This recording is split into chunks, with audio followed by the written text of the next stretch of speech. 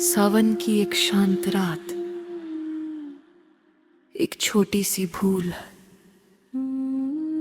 और नाग देवता का ऐसा क्रोध जिसने पूरे परिवार की जिंदगी बदल दी। बहुत समय पहले की बात है।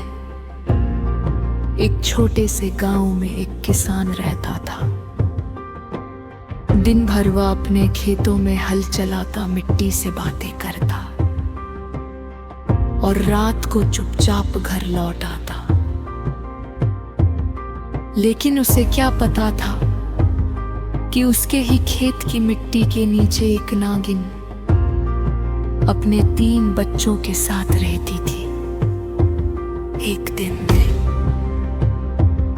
हल चलाते समय किसान से अनजाने में ऐसी भूल हो गई जिसने नागिन के बच्चों की जान ले ली। पहले बस एक हल्की सी खड़खड़ाहट, फिर मिट्टी में सन्नाटा और उसके बाद एक ऐसा मौन जो दिल को काट दे।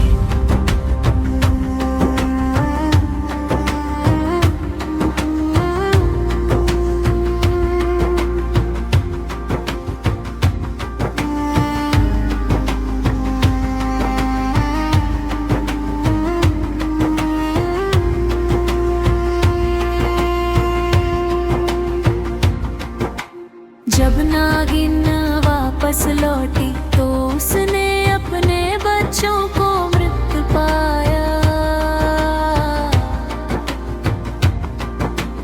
एक पल के लिए वो ठहर गई, फिर उसकी आंखों में क्रोध उतर आया। ऐसा क्रोध जो आसमान छूने लगा। रात घनी थी, हवा भरी थी और दूर कहीं बादल गुर्रा रहे थे।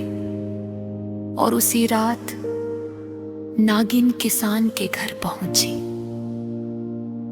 दरवाजे के बाहर सिर्फ कदमों की आहट थी। भीतर सोता हुआ परिवार और बाहर एक बदली हुई सांस। फिर जो हुआ उसने पूरे घर को हिला दिया।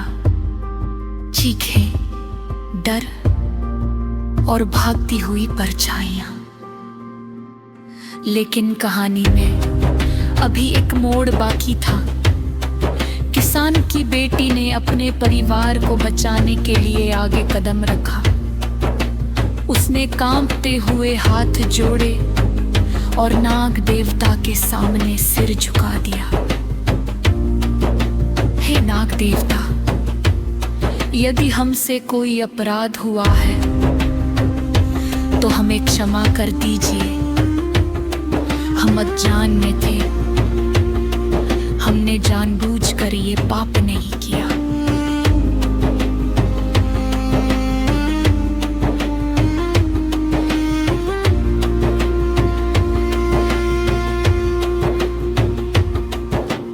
उसकी आंखों से आंसू बह रहे थे।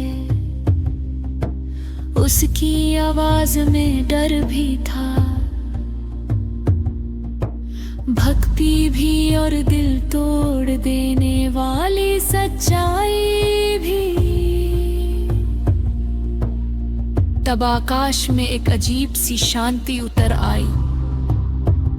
हवा ठहर गई और नागिन की दृष्टि धीरे धीरे बदलने लगी।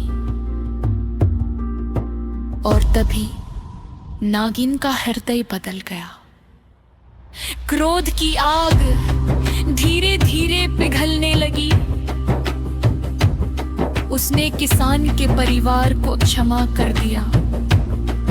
उस रात जो भय लेकर आई थी, वही रात करुणा का संदेश बन गई। और तभी से नाग पंचमी की ये कथा भक्ति और श्रद्धा के साथ सुनाई जाने लगी। गांव के लोग आज भी याद करते हैं कि प्राणों की रक्षा सिर्फ शक्ति से नहीं, करुणा से भी होती है। नाग दे